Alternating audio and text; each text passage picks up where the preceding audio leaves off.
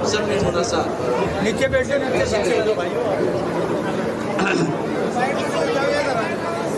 जय भीम। आज इतनी बड़ी संख्या में हमारी माताएं बहनें यहाँ मौजूद हैं। आप लोगों ने अपना कीमती समय निकाला। आपको तहे दिल से धन्यवाद कि आप हमें सुनने आए। तो एक बार जोरदार तालियां हमारी माताएं बहनें के लिए।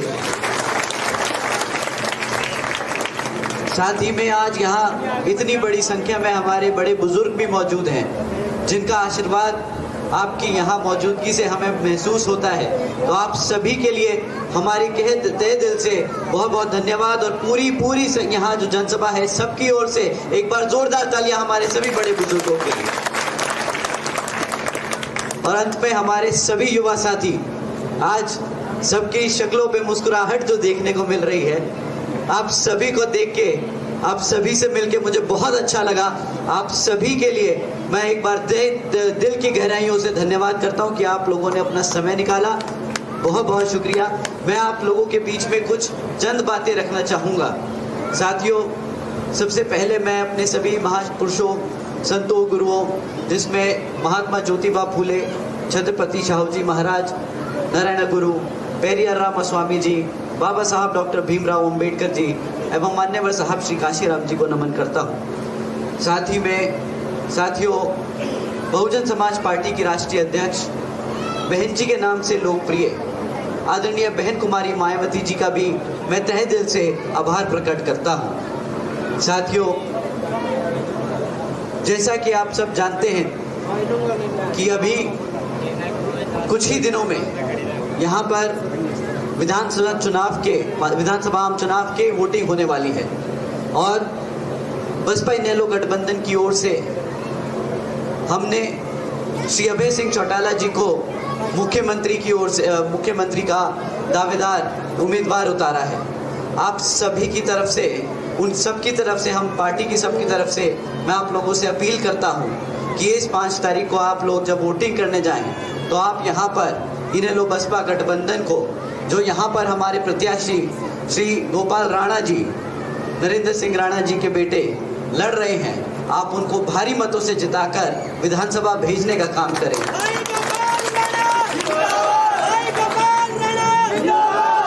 और श्री अभय सिंह चौटाला जी को मुख्यमंत्री बनाने का काम करें। साथियों, जैसा कि आप जानते हैं कि यहाँ पर कांग्रेस और भाजपा वाले भी आप लोगों के बीच में आकर वोट मांगने का काम करेंगे, परंतु आप लोग सब जानते हैं कि कांग्रेस किस कदर, यहाँ पर आपने पहले कांग्रेस को तो हटाया, परंतु अब वो फिर से वापस आ रही है आप लोगों के बीच में वोट मांगने।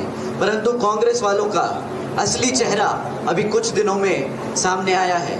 अभी आप लोगों ने सबने सुना होगा किस तरह हमारी आदरणीय कुमारी शैलजा जी, जो दलित नेता हैं, हरियाणा की बेटी है, बहुत बड़ी दलित नेता हैं कांग्रेस में, उनके लिए कितने आप शब्द इस्तेमाल किए गए कांग्रेस के हुड्डा के कुछ समर्थकों की ओर से। साथियों, मैं आप लोगों को ये बात इसलिए बता रहा हूँ क्योंकि आप सब जानते हैं कि दलित होने के नाते, एक एससी समाज से आने के नाते, आप कांग्रेस पार्टी के लिए दिन रात एक कर सकते हैं, आप अपनी पूरी जिंदगी समर्पित कर सकते हैं जैसे कुमारी शैलजा जी ने किया, परंतु बदले में कांग्रेस पार्टी कभी भी वो आपको सम्मान नहीं दे सकती जो आपकी अपनी पार्टी बहुजन समाज पार्टी दे सकती है, जो आपकी अपनी पार्टी लोग यहाँ पर दे सकती है। साथियों, जो पार्टी अपने समाज को इज्जत नहीं दे सकती, आपको लगता है कि क्या कभी आपके हकों के लिए लड़ेगी? आप बताइए कि कभी आपके हकों के लिए लड़ेगी? नहीं लड़ेगी। साथियों, जो आपकी इज्जत नहीं कर सकते वो कभी आपके लिए संघर्ष नहीं करेंगे। साथियों, वो तो इतने बड़े धोखेबाज हैं। आप लोगों ने देखा होगा किस तरह लोकसभा में कांग्रेस के सभी नेता संविधान की किताब लेकर घूम रहे थे, गलियों में गलियारों में घूम रहे थे और बता रहे थे कि भाई आप हमें वोट दीजिए, हम आपके संविधान को बचाने का काम करेंगे, हम आपके आरक्षण को बचाने का काम करेंगे। परंतु अभी एक सुप्रीम कोर्ट जी का, ऑनरेबल सुप्रीम कोर्ट का एक जजमेंट आया सब कास्ट कैटेगराइजेशन के ऊपर। साथियों, उस जजमेंट को पास होने से पहले ऑनरेबल सुप्रीम कोर्ट ने सब सरकार से, सब बड़ी पार्टियों से ओपिनियन लिया था कि भाई ये जो हम डिसीजन देने वाले हैं, क्या इसमें आपकी सहमति है कि नहीं है। उसमें भाजपा के लॉयर थे, उसमें कांग्रेस के लॉयर थे, आम आदमी पार्टी के लॉयर थे, सब जगह से वकीलें खड़े करे गए थे। और उन्होंने क्या जजमेंट पास किया? उन्होंने ये जजमेंट पास किया कि अब आने वाले समय में जो सत्ता में बैठी राज्य की सरकारें हैं वो अपनी मन मर्जी से SC ST समाज के लोगों को अपनी मन मर्जी से आरक्षण की सुविधा दे सकती है और छीन भी सकती है, ये कहकर कि भाई ये लोग, ये समाज, ये जाति पैसे से संपन्न है तो इनको अब आरक्षण की जरूरत है। साथियों, ये पहला कदम उठाया है भाजपा और कांग्रेस ने मिलकर हमारे समाज से हमारा आरक्षण छीनने के लिए। ये इन्होंने हरकत जो करी है, इससे क्या होगा? आगे जाके ये लोग हमारे समाज में फूट डालेंगे कि भाई एक जाति को हम आरक्षण देंगे, दूसरे से छीन लेंगे, आपस में लड़ाएंगे। ये फूट डालो राज करो नीति पे चल रहे हैं। साथियों, जो लोग आपके आरक्षण से खिलवाड़ करें, क्या वो कभी आपके हितैषी हो सकते हैं? आप बताएंगे, आपके हितैषी हो सकते हैं कि नहीं? तो साथियों, ऐसी कांग्रेस, ऐसी भाजपा को आप अपने क्षेत्र में घुसने देंगे? आप जानते हैं ना, पिछली बारी भी नरेंद्र सिंह राणा जी यहाँ से लड़े थे। उन्होंने आपका इतनी बड़ी, आपने उन्हें इतनी भरी वोटों से सेकंड नंबर पे लाके खड़ा किया था, परंतु वो मात्र 1200 वोटों से रह गए थे। पर इस बारी मुझे पता चला है कि असंध की जनता ने मन बना लिया है, यहाँ हल्के ने मन बना लिया है, हमारे पार्टनर इनेलो के सभी नेतागणों ने मन बना लिया है, इनेलो के सभी कार्यकर्ताओं ने मन बना लिया है कि यहाँ से नरेंद्र सिंह राणा जी के बेटे को आप इस बारी विधानसभा भेजने वाले हैं। साथियों, भाजपा के लोग भी आप लोगों के बीच में वोट मांगने आएंगे। वो पिछले 10 साल से सत्ता में बैठे हैं और इस बारी भी आपको आके इधर उधर की बातें करेंगे, कहेंगे कि आप हमसे राशन ले लो, सस्ते में गैस का सिलेंडर ले लो, परंतु आपको इन सब के बातों में नहीं आना। साथियों, आप उनसे उन पे पिछले 10 साल के काम पे सवाल कीजिएगा कि भाई पिछले 10 साल से जब आप सत्ता में, तो आपने हमारे बच्चों के लिए, हमारे घर बार के लिए क्या किया? यहाँ पर हमारी माताएं बहनें बैठी हैं, आप लोग बताइए कि आप लोगों के लिए क्या महंगाई बढ़ी? आप लोगों के लिए घर चलाना महंगा हुआ? पिछले 10 सालों में महंगा हुआ? अगर आपने जाना कि भाई ये भाजपा वाले 10 साल से सत्ता में है, इसीलिए हैं कि हमारे समाज के लिए, हमारी जनता के लिए काम करें, और अगर आपका राशन और ये सब महंगा होता आया है, तो क्या आपको लगता है ये लोग काबिल हैं दोबारा सत्ता में आने के लिए? साथियों, ये आपको पता है क्या पल्लू बन देंगे कि आप हमसे मुफ्त में कुछ साल का राशन ले लीजिए, महीने का मुफ्त में गैस का सिलेंडर ले लीजिए, परंतु जब आपके बच्चों की पढ़ाई की बारी आएगी तो ये लोग क्या करेंगे? स्कूल बंद कर देंगे। आपके बच्चों को गुलाम रखने की पूरी तैयारी कर रखी है इन लोगों ने। हमारे हरियाणा में 5000 बच्चों के प्राइमरी स्कूल बंद करे इन्होंने, और जो बच्चे कुछ सेकेंडरी, सीनियर सेकेंडरी स्कूल हैं उसमें प्रिंसिपल्स और टीचर्स नहीं देते, ये हमारे बच्चों को पढ़ने लिखने नहीं देते। उसके बाद मुफ्त में राशन की स्कीमें सुनवाते हैं जब महंगाई की बात करते हैं। मैं आपसे पूछता हूँ, क्या आप चाहते हैं कि आपके बच्चे किसी के सामने हाथ फैलाएं राशन के लिए?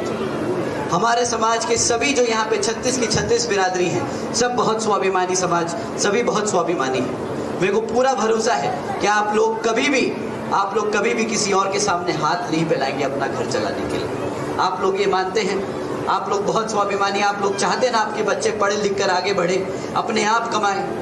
अगर आप लोग चाहते हैं कि वो अपने आप बढ़ाएं, तो आप इनसे सवाल कीजिएगा कि भाई मेरे बच्चों के लिए रोजगार कहाँ है? मुफ्त में राशन नहीं चाहिए, मेरे बच्चों के लिए रोजगार चाहिए। मेरे बच्चों के लिए पढ़ाई लिखाई के लिए स्कूल कहाँ है?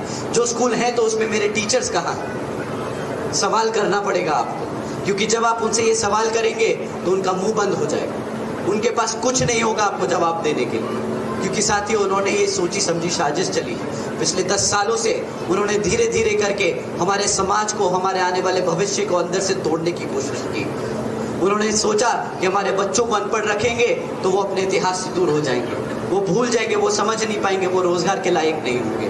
जब रोजगार के लायक नहीं होंगे तो रोजगार देना नहीं पड़ेगा। अब आपका काम है, जैसे आदरणीय बहन कुमारी मायावती जी ने अपने 5 साल के शासनकाल में यूपी में हमारे सभी बच्चों के लिए स्कूल का प्रबंध किया था, कॉलेजेस यूनिवर्सिटीज़ बनाई थी, उनके लिए मुफ्त में पढ़ाई के लिए पैसे खर्चे थे।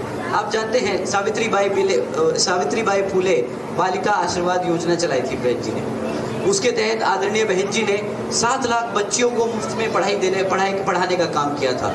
12वीं तक की शिक्षा सरकार के खाते, 12वीं तक की शिक्षा सरकार के खाते डाल दी। 600 करोड़ रुपए हम आपने अपनी बच्चियों पे खर्चे थे। उन्हें आशीर्वाद योजना के तहत उन्होंने जब घर में बच्ची पैदा हुई तो उन्होंने हर एक घर में हर एक बच्ची के नाम पर 1-1 लाख रुपए देने का काम किया। उन्होंने देश में पहली बार गांव में हुई बच्ची पैदा हुई बच्ची को लखपति बना दिया जब पूरा समाज दर बदर घूम रहा।